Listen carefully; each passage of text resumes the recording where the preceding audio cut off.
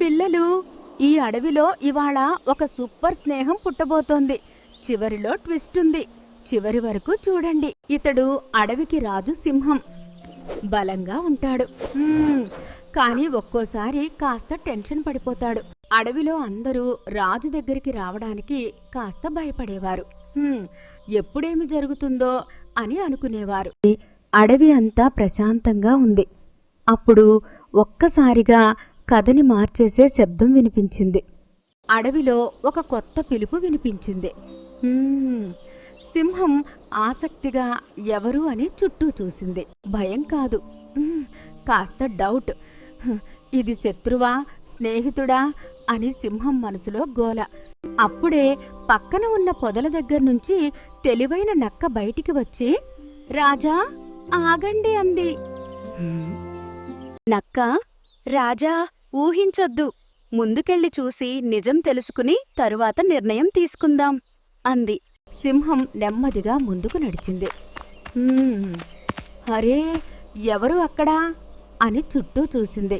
ముందర అడవి మధ్యలో దూరంగా ఏదో కనిపించింది. అక్కడ ఏముందో దగ్గరికి వెళ్లి చూద్దాం రండి పిల్లలు. శబ్దం చేసింది శాంతంగా ఉన్న ఎద్దు. ఇతను మంచివాడా లేక కాదా అని సింహం మనసులో అనుకుంది. సింహం, నీవెవరు అని ప్రశాంతంగా అడిగింది. కోపం లేదు, ప్రశ్న మాత్రమే. ఎద్దు నవ్వి చెప్పాడు, నా పేరు సంజీవకుడు. నేను ఒంటరిగా వచ్చాను. స్నేహం కావాలి అన్నాడు. నేను మంచివాడిని, ఎవరికీ హాని చెయ్యను అన్నాడు సంజీవకుడు.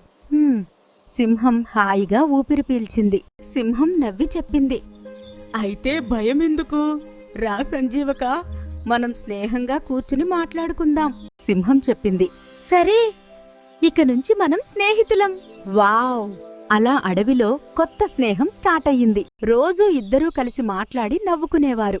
సంజీవకుడి మంచి మాటలతో రాజు సింహం కూడా ఇంకా మంచివాడిగా మారిపోయింది. జంతువులు అందరూ, వావ్!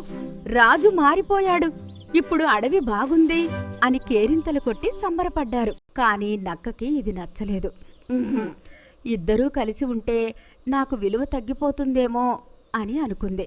అసూయతో నక్కకి ఒక ప్లాన్ వచ్చింది. అది ఏం చేస్తుందో పార్ట్ 2లో బిగ్ ట్విస్ట్ ఉంది.